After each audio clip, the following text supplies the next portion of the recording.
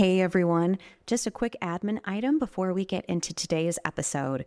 For 2026, I'm trying to make the perfect bite better than ever for you all. So that means I need to understand what you've liked, what you don't like, and what you want to see more of in the future. I'm even buying 5 of you a $10 Starbucks gift card or wherever you want a little caffeinated treat on me. There is a super quick survey that's going to be linked in the show notes here. The survey closes on Tuesday, January 20th, and then I'll reach out to the 5 of you who won a gift card so I can get that into your hands. If you can fill that out, it would just mean the world to me to hear your feedback. Thanks so much, and let's get into the show.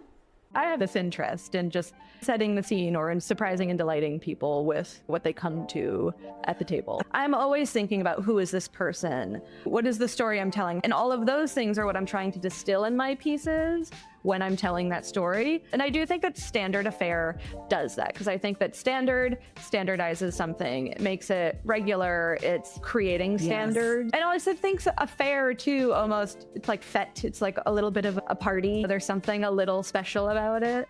So it's the balance of those two things. To sit down and give that joy and that experience to people at your table is unmatched. Hi, everyone, and welcome back to the Perfect Bite podcast. I'm your host, Sarah Perkins. Setting your table for a meal with loved ones is like setting a scene on a movie set. What do you want everyone to feel? What is necessary? And what's the mood you want to portray? Today's guest is an expert in setting the vibe with any space she's in. Whether it's your next dinner party or simply a cozy cup of coffee to start your day, her pieces not only are timelessly beautiful, but eco-friendly too. Please welcome founder of Standard Affair, Kira Corbin. Kira! Hi. Thank you, Sarah. It was a very lovely intro. I could say more and more and more. I always have so much trouble editing down my intros for people because I'm like, you're doing amazing things. Like, how do I tell everyone in just a few sentences what we're going to be talking about today? Yeah, I can imagine. Well, I'm so glad we met in September in LA at Cherry Jubilee. Truly the world's most like fun and happy and just joyful conference I've ever been to. Just like, yes, totally. It's like Barbie land for food. The energy in there. Yeah, I know. It's very positive. It's like you walk in the room and everybody's just like friends, you know. It feels amazing. Immediately too. Amazing that they took us so quickly with how new you are. Before we get into what's been going on with Standard Affair these days, I always love to take things back to the beginning. So tell us about when you first fell in love with food. What were your favorite foods as a kid and what was eating like growing up in your house? I don't know if I remember what my favorite foods were. I have definitely always been more of a savory over sweets person. I don't like chocolate very much. It's okay. Which is odd. Yeah, I get some weird looks for that one. I don't mind it. Like, I like a chocolate chip cookie, but I just think there should be more cookie than chocolate in the cookie. You're just like my partner. I could be a chocoholic and he would have like more caramel and butterscotch and salt and other things with it. Oh, I love a butterscotch. Yes. And, you know, like I'm happy with a bite or two, like a square or two of a chocolate bar. But some people are like, oh my God, I have to stop myself from eating the whole bar. And I'm like, I'm good. I don't need that. So anyway, but back to your real question. My family always loved to cook. It was like definitely one of those families at holidays where if there isn't too much food, then there's not enough. Well, my grandmothers were always just cooking tons, and every family gathering really revolved around food and like a big feast. And I mean, I don't know. I think that really instilled the love of food in me for sure, and cooking and getting to an age where I wanted to be in the kitchen too, and I wanted to help. And to this day, like I love cooking. And so much of, I'm sure what we'll talk about, but just so much of my career has come from that really early interest in, you know. Yes, and you took it in such a creative, artistic direction too. So instead of, say, going into culinary arts directly, you really went into interior design and prop styling and all of these moments that I think are so cool because they're the behind the scenes moments of these beautiful shots or videos that we're seeing and the amount of work that goes into it. And I'm sure just the amount of time is so much more than anyone can imagine in terms of making it look perfect. Oh, yeah.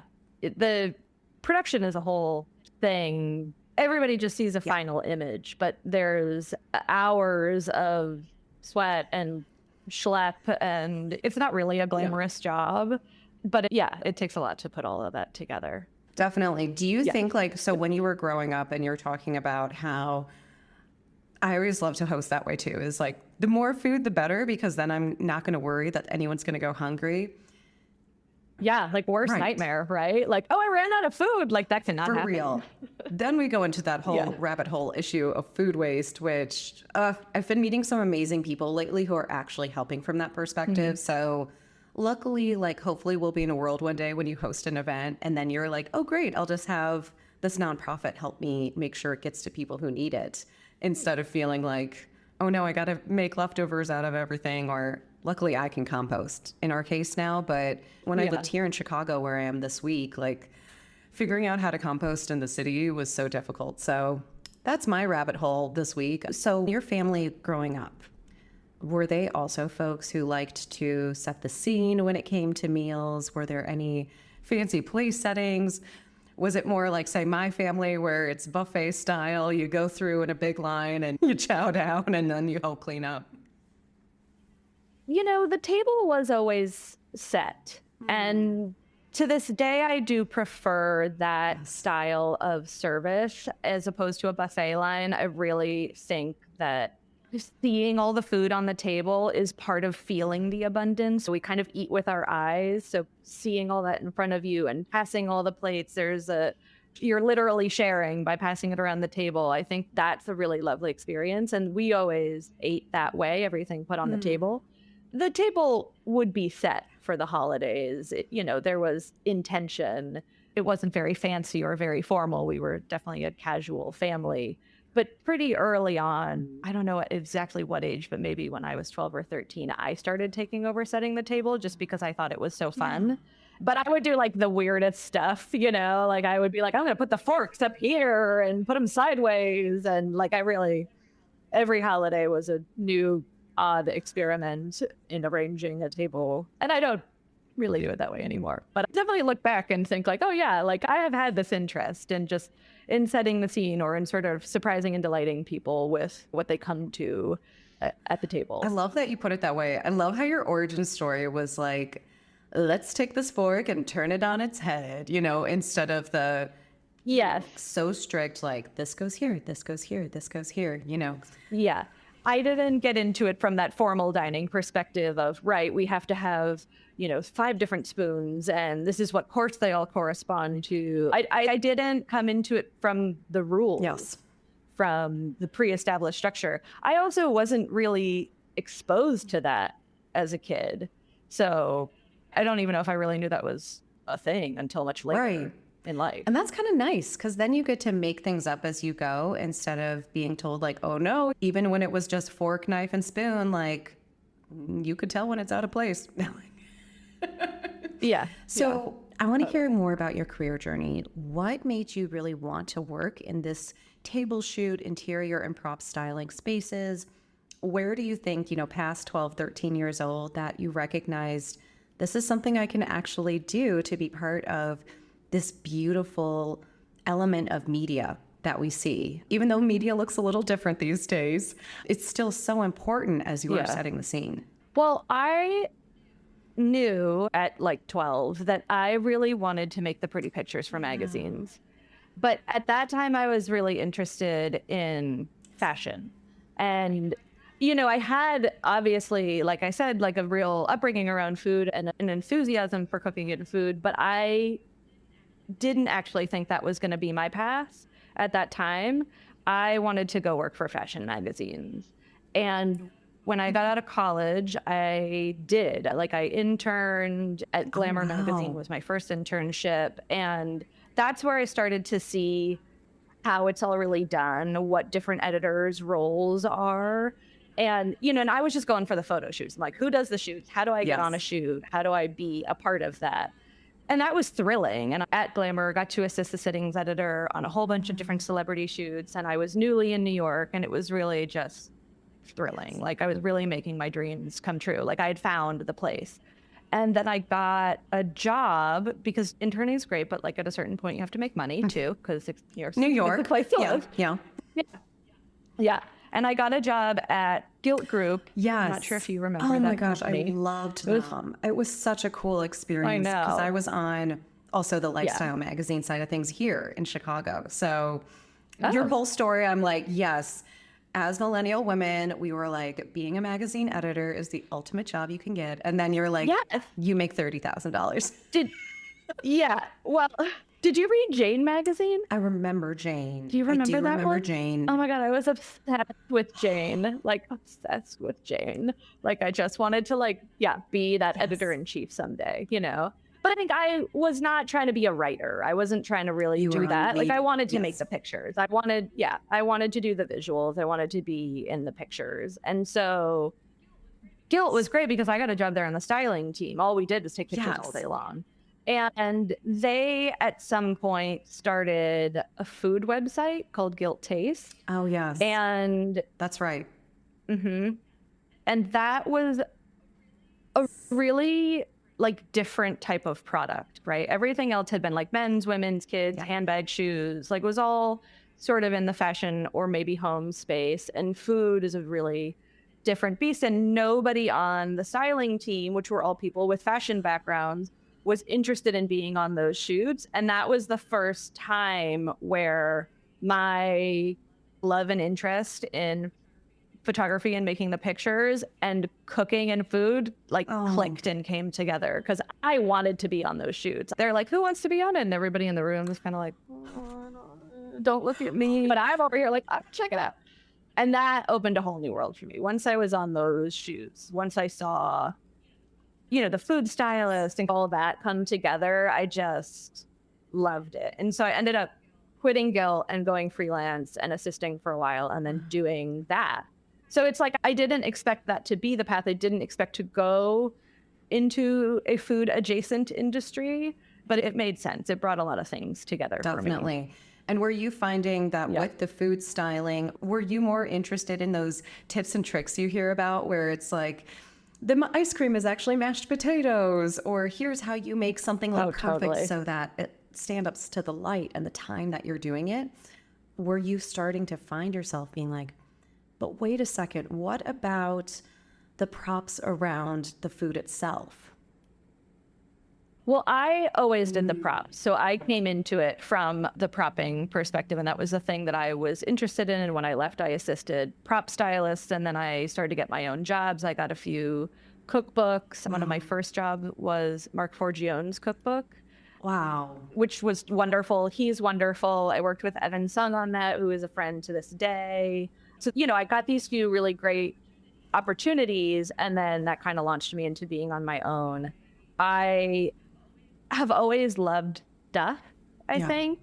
I've always liked things, and the prop styling really satisfied that part of me that wanted to hunt for the items. It wanted to find the perfect items. It wanted to curate them all together into a story. I love what food stylists do. I have so much respect for them. I'm so fascinated by their talents.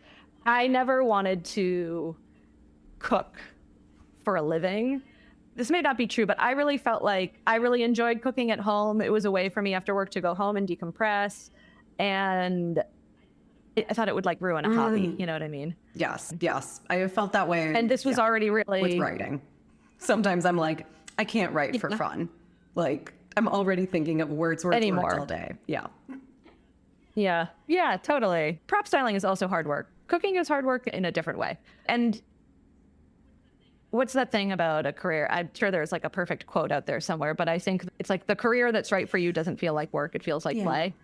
And prop styling really feels like play to me because I just I love the stuff and I love shopping around town and I love that thrill of the hunt and finding things and pulling it all together. So it just, it really connected. Are you a thrifter as well? Are you someone who loves a thrift store? Oh, yeah. Because I'm getting better at it, but in general, I am that person who would rather go into a place where I'm like, I know this is my vibe. I know this is curated for what I want. Yeah. I think it's truly an anxiety thing. When Forever 21 was a thing, I was anxious every time I went in.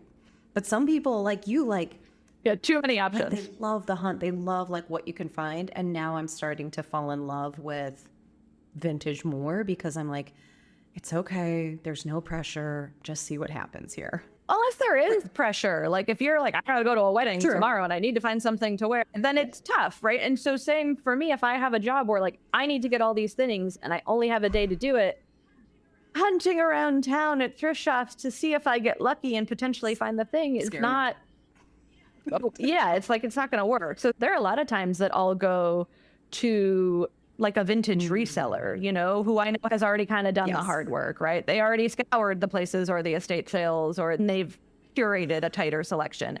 You pay more for that, but like they've done you that service. They've saved you hours. Love that. I should look into that when I'm starting to look for pieces in the future because, again, if I just know someone understands like what's the assignment, then they're probably already going to Yeah. pull some awesome pieces. And again, you could feel so good about it being a reusable moment. And it's something special and has a history and a story to it. So I want to hear a little bit more about the shoots that you were doing during those days. I mean, you were working with Mark, and some other names on your list include Chrissy Teigen, along with some other big magazine names. Talk to us about the evolution then of your career to get to that point where you're like, whoa, I'm in the same room helping out with this. I always love to hear favorite moments from behind the scenes. And then if you ever had a really funny, like, oopsie moment and how you had to pull it back together. Man, I've been thinking about that one. And nothing comes to mind. that's good. The thing is, I think like oopsie moments just happen kind of all the time. And it's not even necessarily like that I screwed up. Oops. It can be that you were planning on shooting something outside and now it's raining and you have to shoot inside. So sometimes just big pivots happen on set, and like the needs of a shoot will change on set, and you won't always feel the most prepared for that. But the job is really just to adapt. And I think I'm so used to that at this point that it doesn't, I think maybe that's why I'm having a hard time coming up with an example, because I'm like, well, that just happens all the You're a time. cool Like we duck. always just have to pivot. We always just have to adapt. We also just like, that's just what the job is, kind of. Okay, well, if that's not going to work, like what if we did this? Like there's always just some of that. So, Very entrepreneurial. but I have had a lot of, yeah, totally. Same thing. Like it's, you're always just putting out fires, you know, and just trying to like meet the goal by extinguishing as many fires as possible. But there have been some real highlights for sure that I'm very proud of. I got to style one of David Tanis's cookbooks, and I've long been an admirer of his cooking and writing, and that was great. Yeah, there's been lots of celebrities. I really, early in my career too, got to work with Bon Appetit and Food and Wine and Cooking Light when that was still around, you know, Real Simple, just like really great national publications. And I grew up in New England. I grew up in New Hampshire. And so New York was a really That was yours. big, far away, different world. And I didn't know how things worked. I didn't know there was a sittings editor or a photo editor or a market editor. You know, I didn't know all these things till I got there. But I think this is part of the, I guess, like the, you know, what New York does, that dream of moving to New York, where like you can go there and if you work hard, like you can get in and you can do well. And I did. And I'm so proud of myself for that. I'm proud of you too. I mean, like, just even from what you said of, I had a goal or I had a dream of doing something related to this. And like you said, it's so important, especially in those early roles in a career at a young age, recognizing like, okay, I'm 22. I guess I'm not going to be editor-in-chief for a long time, because you get to then learn about all these different roles and how everyone plays together. And it really sets you up for if you ever do want to be a founder or a CEO or just running anything, because the more you understand what everyone else does around you, the more you can understand, is the ultimate vision getting pushed forward? Are things actually going well, instead of saying, okay, well, so-and-so says that's okay, so I guess it's fine. So I feel like you've really probably picked up more skills than even just from the creative side of things, the physical work that you were doing. It was, how does everyone go together and what were they doing so they could get to those places? Definitely. I feel like I got to really observe a lot of my clients too. So I have my role to play as the prop stylist, but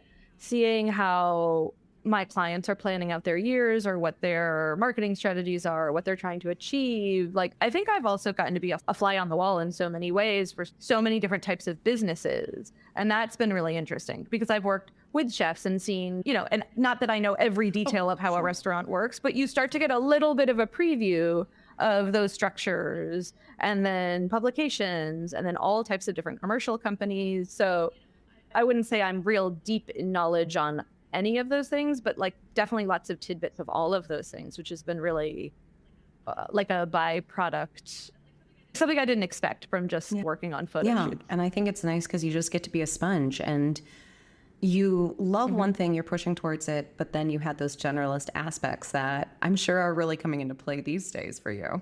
Well, yes, I am the everything at my company currently. I am the CEO, yes, but I also pack and ship every single order. I am customer service. I'm yes, girl. Like I'm there. It's just me. So been there. It's very new. I really hope to build a team someday.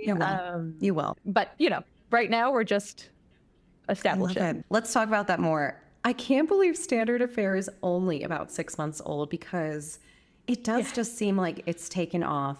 Tell us about your aha moment for it. So when did you first start thinking about your line, which is beautiful servingware, plateware, home goods, from the linen side of things as well? And then why did you decide, I'm going to do it myself? What were you seeing was kind of that gap, that moment that you needed to take?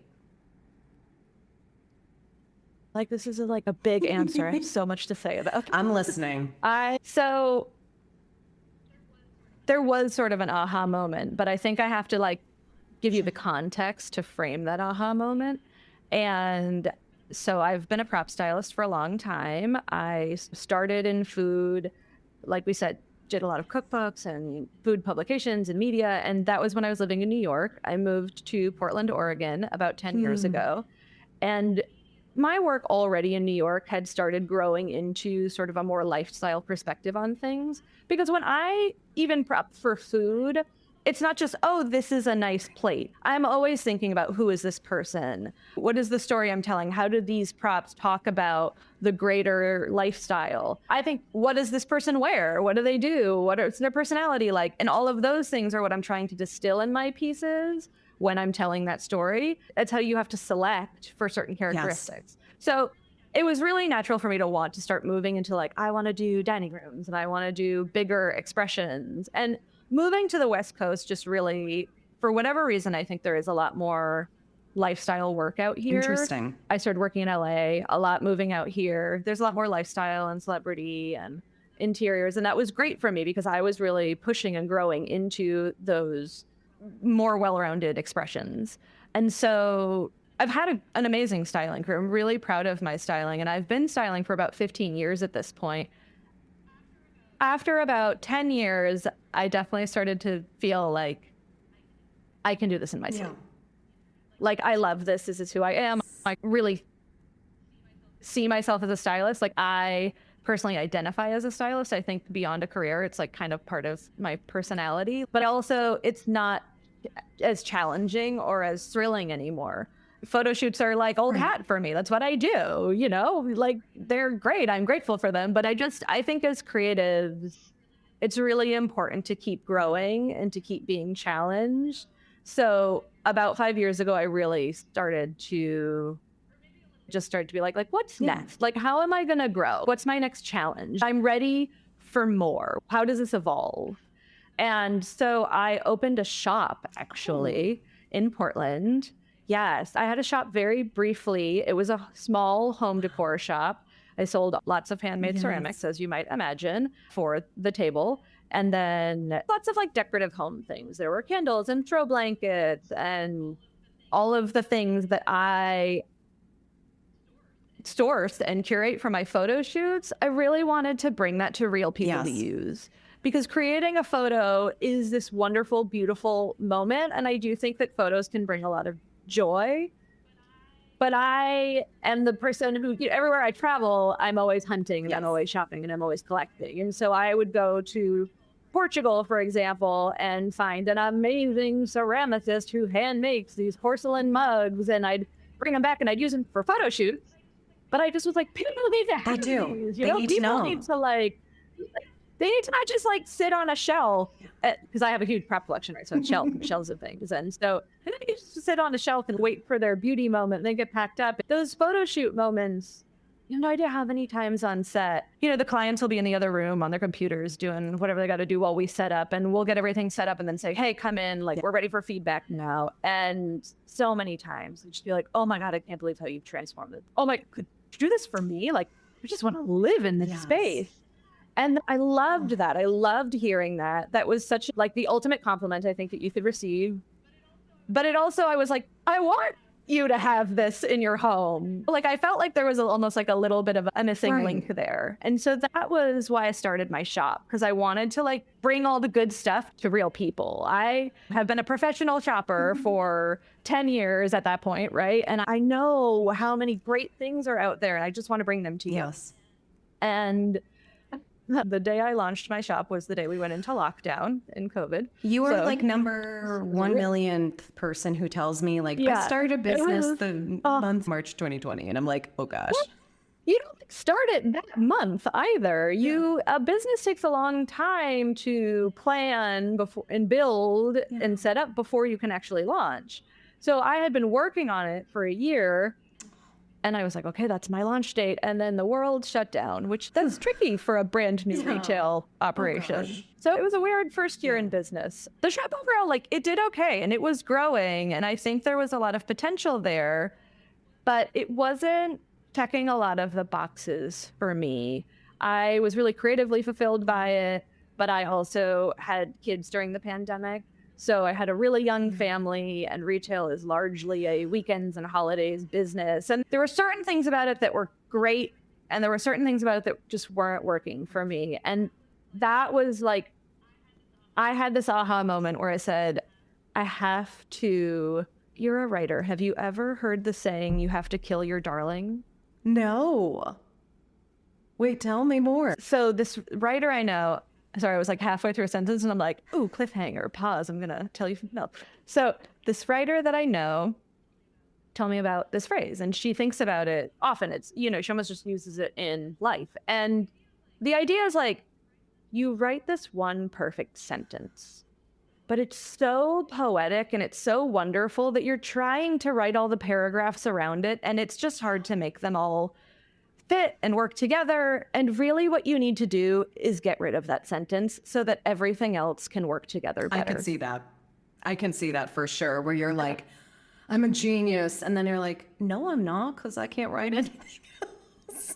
Well, you're it's I can't match all the other things to it, or it's not balanced with the other parts. So I had the shop for 3 years by the time I closed it. But, in the second year, I already kind of knew something here isn't quite working for me. So what's going to be the next step? I worked with a career coach. I figured out what I really wanted to do. And the thing I really wanted to do was make a brand. And it was for the same reason. And that wasn't an aha moment. I really had to put in the work on that. I worked with this coach. I really did the work, because I was I tried this thing. I tried this shop. It didn't go the way I expected it to. I'm only half satisfied by this. I don't want to just keep taking stabs in the dark. I really want to figure out what the next thing is for me and know that it's going to work. So I knew that the brand was going to work for me. I could make it more of a 9 to 5. It could fit my lifestyle better. There were a lot of things about it. And ultimately I was going to be doing that same thing, bringing the good stuff to people to really live with. So it was a take two, a second shot at the same concept. But I had the shop, and the shop was growing, and I loved the shop. But I'm one person. I'm styling. I own a shop. I've got small children. There are not enough hours in the day. So when am I ever going to find the time to do this brand? And that was when I had my aha moment where I was you need to kill your darling. You need to get rid of this shop, even though it's wonderful, but you just have to make space for that other thing so that it can really happen. That's brilliant. That's a brilliant way of putting it. So it was a real It was like long. It's like, I got to take you back 10 years so that we can talk about, how it all happened. But I think that's life. That's how things happen. They're layered and they all sort of influence each other. I didn't just wake up in the middle of the night one day and go like, I'm going to do something totally random. It made sense. It was leading to it. Grew in that And direction. like what may have been your darling then may turn into something, and will then, with Standard of Fare, because it's going to be even better. It's going to fulfill you. And like you said, hit more of the mission that you wanted to do in a much more scalable way too, which I think is awesome. Yeah, totally. Yes. So tell us about why the name Standard of Fare. And so I love you worked with a coach too. I once worked with a coach when I was doing my first startup, and he's such an incredible person because he also just allowed me to think not only company mission, but me, Sarah, like personal mission, like what do I actually like doing in this world and showing up with that every day. So I like that you can always build a team of advisors basically in life, whether it's in terms of health, in terms of business, in terms of love, like you can always have advisors. Absolutely. So let's get to that moment where you go, okay, this is it. I'm going to do it. And some of those first few steps that you were taking behind it. I mean, naming it was one of the first ones for sure. And naming something these days is very difficult because you have to get the URL and the Instagram handle and you're looking into the trademark and there is not a lot that's available. So it's really difficult. I had probably a half a dozen name ideas before Standard of Fare that weren't going to work out. And I just sat down with a friend who works in marketing one morning and we had coffee and pastries and spent 3 hours just kind of brainstorming and putting words together. There's not a big story behind the name otherwise. It just was something that needed to fit the vibe and the intention of what I had for this brand. And I do think that Standard of Fare does that because I think that standardizes something. It makes it regular. It's, we're creating standards, right? We're proposing a standard. This should be your standard. And I also think a fair too, almost, it's like fete. It's like a little bit of a party, there's something a little special about it. So it's the balance of those two things. And I think that Standard of Fare is very much about, I always think of it as really, it's a casual sheet. It's kind of like, how do we have a little bit of both things so that we're in balance? That is so creative. Like you said, it wasn't this big thing, but that is so creative in itself. There is clearly a lot of thought to it. And once you broke it down, it makes so much sense. So when you were even styling, were you always more of, say, a minimalist or a maximalist? This line, like you said, brings together very, very clean lines. But this does not look stuff like, okay, I got to go pick up the dish set for my daughter who's going to college. Let's just go to Target and get the plain white, whatever you got to do. I love understated design. I'm not sure if I would describe myself as a minimalist or a maximalist. Probably, I guess, more of a minimalist because I think when people think of maximalists, they think of lots of bright color and pattern. However, I think I am sort of a maximalist in practice. It's just with a lot of more minimalist aesthetic tendencies, if that makes sense. Before I had children, my children are small and my house is not very big and I really like ceramics, which are very breakable. So when my kids started walking, I took them all out of the house. So the house is really not as decorated as it once was, but I used to just decorate. I called it my beauty clutter. I would just kind of fill up the whole credenza because I would find things or I would buy something new and it just kind of all get piled in there. There was a flow to it. I thought it was beautiful. It was always sort of an exercise in just self-expression for me, but it wasn't an empty credenza with one statue. There was always tons of stuff. So I've always been a beauty clutter kind of person. And I think that is kind of more maximalist in tendency. It's just that the things in general that I respond to are, I love pattern and texture, but I really like things in general to be more muted tones, really, really dark and desaturated or really light. I like shapes that are elegant and understated. So I think that you take a lot of sort of minimalist leaning things and put them all together, and you know, style. it's like how I do maximalism. That is, yeah, that's I how like I it. It's do very that. much like, I guess the last few years, the word quiet luxury comes to mind. The idea that something's like Yeah. clean, elegant, classic, evergreen, but still doesn't feel like everyone has it in their home. Totally. And I think that I'm into quiet luxury. I think there's a lot of that I have been into and been doing for a long time. I think in the greater scheme of pop culture right now, where that is, I think it can be very plain sometimes. My work has always really been characterized by texture more than bright color or pattern. And I think as standard of fare grows and different lines are able to unfold, it will remain everything I just said about minimalism and maximalism and texture and color. All of that is really going to play out, I think, in the whole world of what standard of fare becomes. Because I don't want to just do flat linens. My linens are pre-washed so that they're rumply. They have a grid jacquard. They have a fringed edge. I want little extras that add texture and depth to things. So that would continue. I have so many ideas for bedding, for example, so that it's not just like a flat color on a sheet, you know, like, are there really subtle patterns? Are there really subtle textures? How are those things all playing together? I think that's so cool because as you say that, and I've looked at your pieces, there is the subtle texture to the ceramics as well, the beautiful little speckling. Yeah. Again, you're not just getting glazed, smooth, one color, you know, works. Like yours has elements that the more you look at it too, the more quality you see in it and the more special elements that are to it without it, like you said, screaming like other things could do. So tell us some more about... Thank you.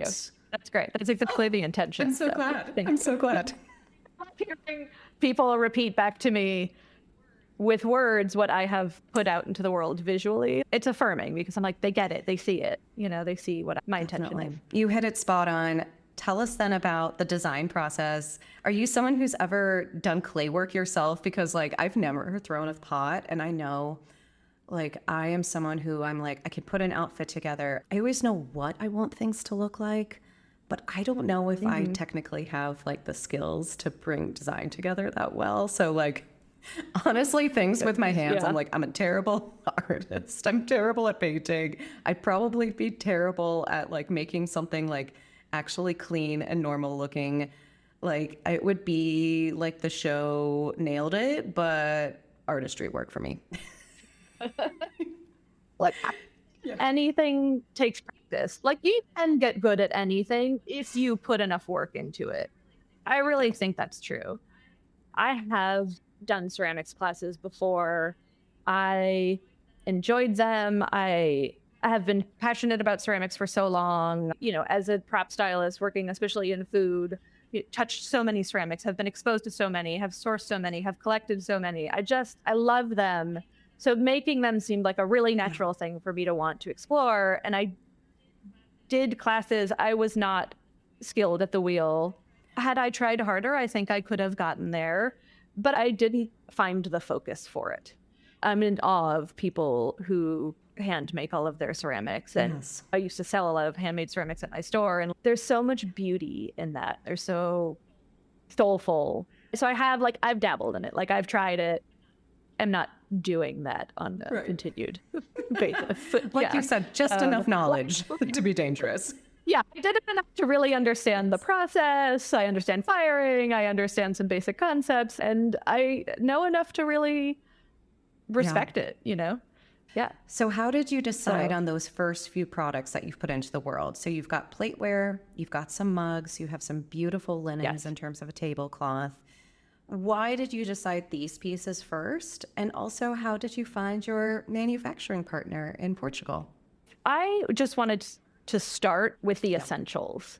There was a lot of, I mentioned bedding, I mentioned other things. I have a lot of ideas for where standard of fare could grow and what other categories it could grow into, but repeat myself again, ceramics is just such a passion that it just made sense for me to start here.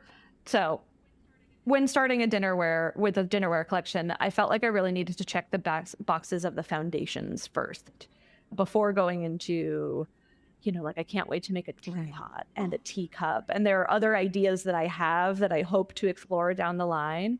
But you need a dinner plate first and just kind of your essentials. So really this first collection is what I think are the essentials. It's 7 pieces. There's a large plate, which is dinner size, a medium plate, which is like a great salad, lunch, that kind of size plate, a soup cereal size bowl, and then a larger shallow bowl that I think most people would call a pasta bowl, and certainly it's great for that, or salad. But really, for me, it's the everything bowl. We use those so much more often than we use a dinner plate.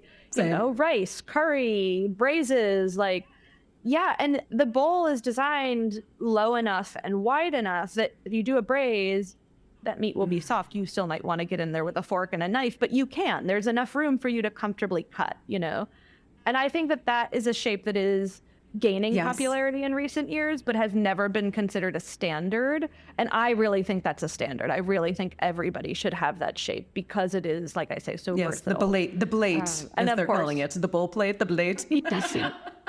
Right, totally, yes. They are. They just they're comfortable. They work for everything. I think it's it's hard to say. They're all beautiful, but it's one of the most beautiful pieces in the collection for sure.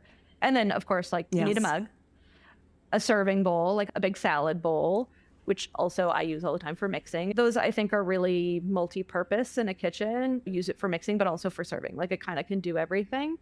And then there's a small bowl, which is another version of the everything bowl. I designed it really to be an olive bowl or an apéro snack kind of, but it's great for salt. It's great for, some people put jewelry in it. Somebody told me they bought them for their cats to put wet cat food in. How beautiful. You can put soap. Yeah, it can be used as a soap dish. It can be used for, it's just the perfect size. It's a key dish for some people. It can be used for so many things. So it's another just really adaptable small size. And I think those small sizes are also not in most more commercial outlets really available or very standardized, but I think they're endlessly useful for all of the reasons I just described. But even just in the kitchen, having something for mise en place or having something for your charcuterie board or for snacks or for it, just they're great to have. Now my cats are gonna. So those are the standards. I'm now my cats are about to eat in style too. Exactly. They should. We love that. Tell us a little bit more too about, I love how each of the pieces lists what percentage of recycled materials are within it and essentially the level of eco-friendliness behind it. Why was that so important for you to have that as part of the brand and as part of the item description itself? It's really pretty groundbreaking. The clay body is made of 90% recycled materials that would otherwise have been waste that comes from the production process. So ceramics basically that would typically have been trash or pieces of maybe the shavings or the dust or the trimmings from certain parts of the process.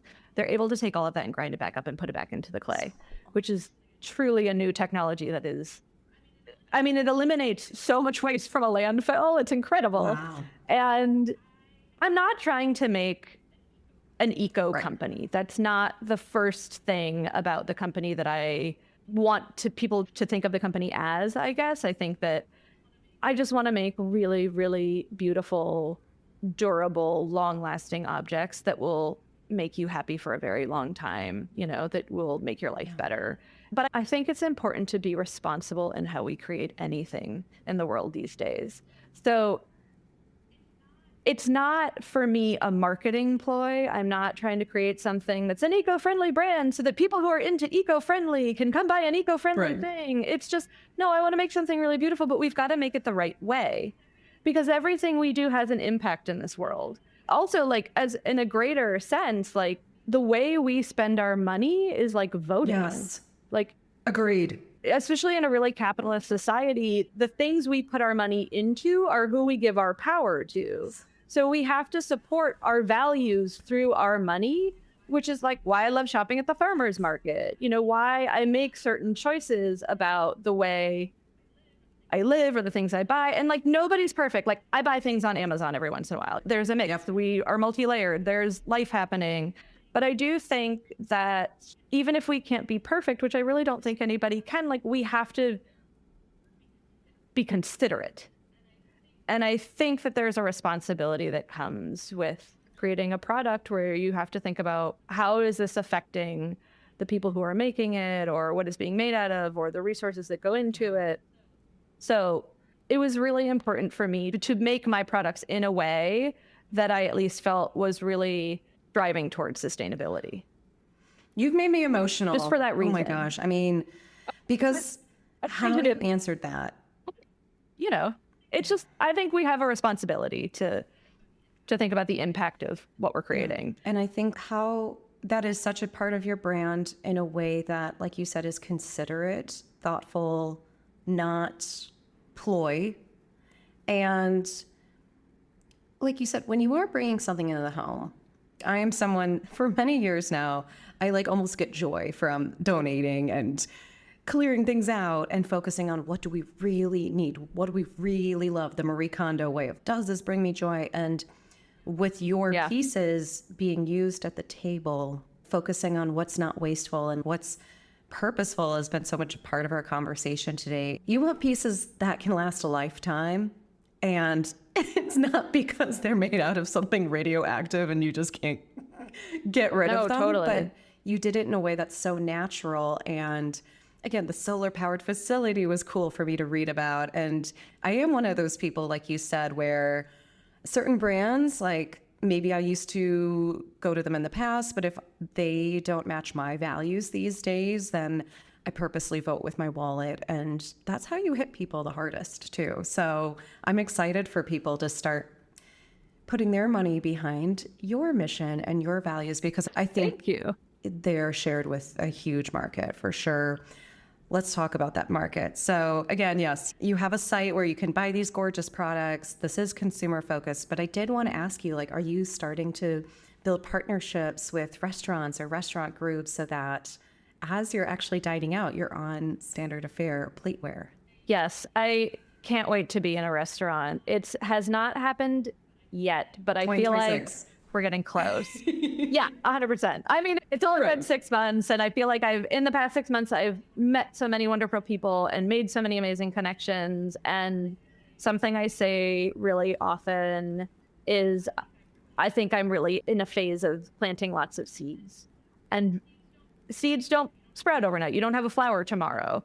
But I'm planting as many seeds as I possibly can, and just really looking forward to seeing what sprouts next year and just continuing forward with that work. And I sell wholesale to boutiques across the country. So so it's not just direct to consumer. Of course, I sell direct to consumer through my website. I sell to boutiques I've been doing trade shows and trying to find new retail partners in that way. I love boutiques. You will be unsurprised to hear, being a prop stylist. I think that boutiques are so special, and they're really kind of cultural institutions, honestly, because they're always really representative of the space that they are in. A shop in Boston is not going to be the same as a shop in Austin. You have different people and different hobbies and different interests and different local produce or materials that are grown there, local industries, and all of that. It's like shops really kind of become a physical manifestation of the local zeitgeist.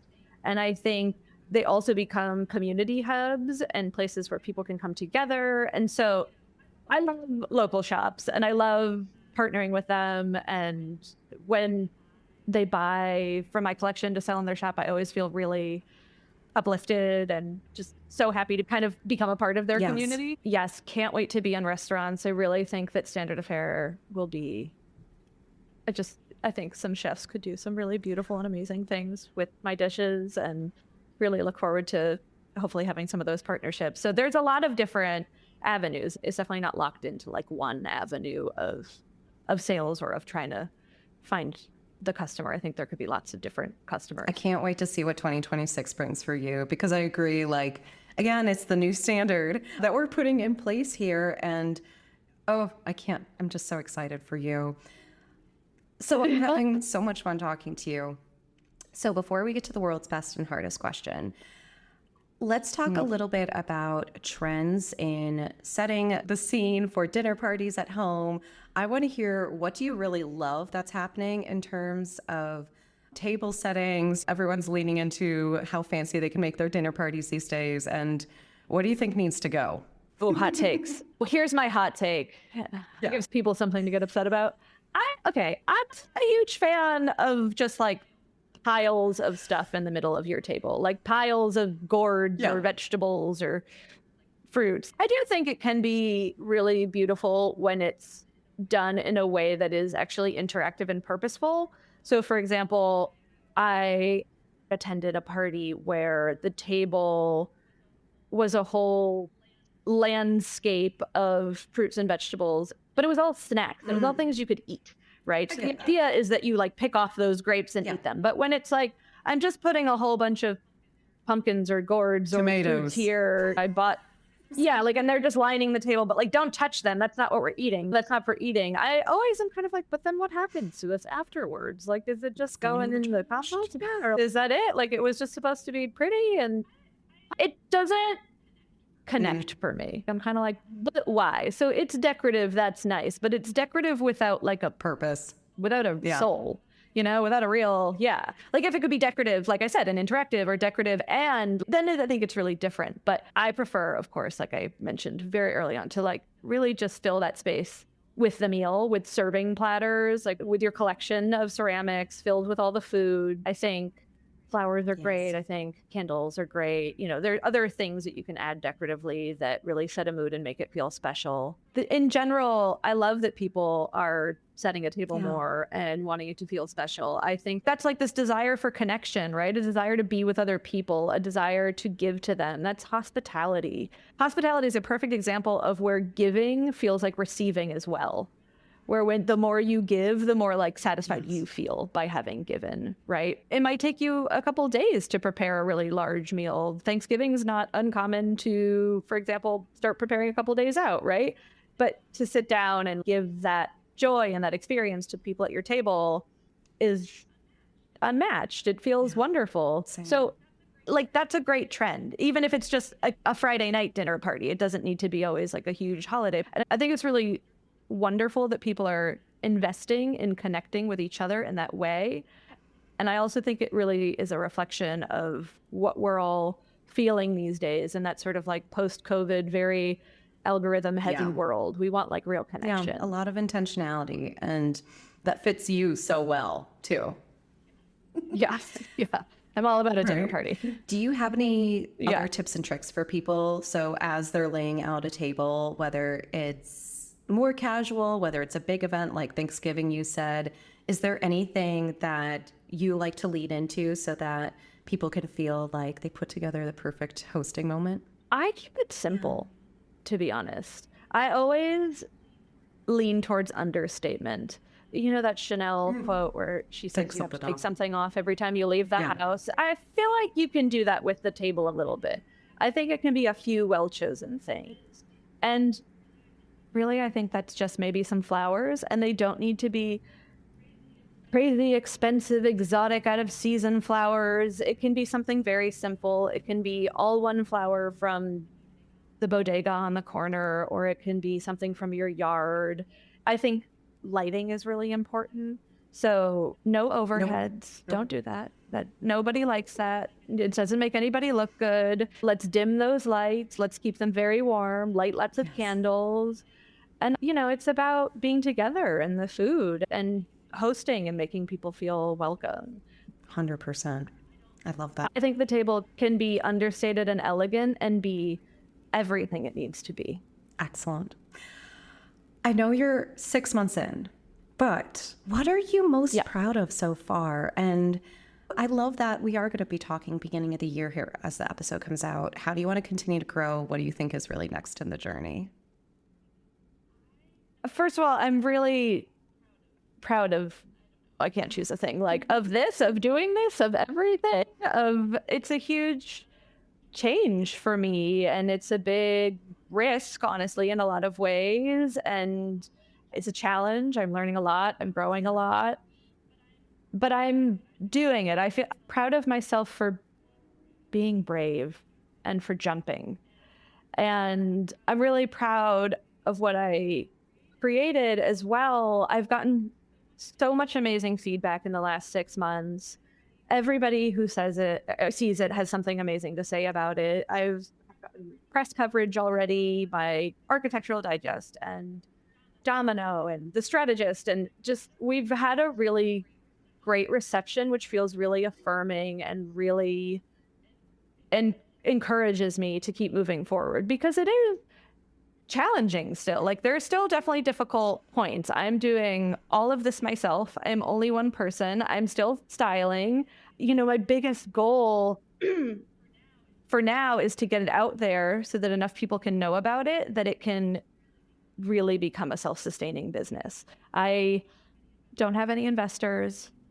It's a big challenge at the moment. So that's like my next like closest goal, is just get it to start sustaining itself. And once we can do that, I think then the sky's the limit, because I have so many ideas for where this can go and what this can grow into. I really don't want Standard of Fare to be a dinnerware company.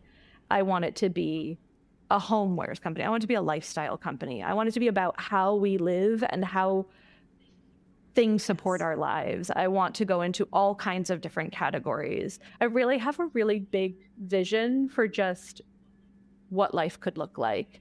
And so once the business can sustain itself and once I can start reinvesting and expanding the collections, I can't wait, because I have so many ideas. And I think it can grow beyond even just products into hospitality or experiences or other things. Amazing. Oh.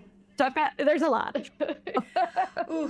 Ooh, chills. We're going to do the check-in like There's a lot. next year, and it's going to have flown up.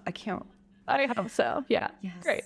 Can't wait. So you've given already so many great nuggets here. What's one piece of advice that you'd give anyone who's looking to be an entrepreneur, whether it is within a more creative or design space or anything?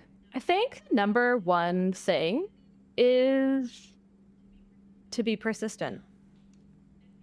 Determination is everything. It's actually not necessarily your talent. There are really talented people that don't find success. It's really just deciding you're going to do something and then doing it. Just trying. Taking the action and not taking no for an answer, and just falling down and getting back up and falling down and getting back up and falling down and getting back up.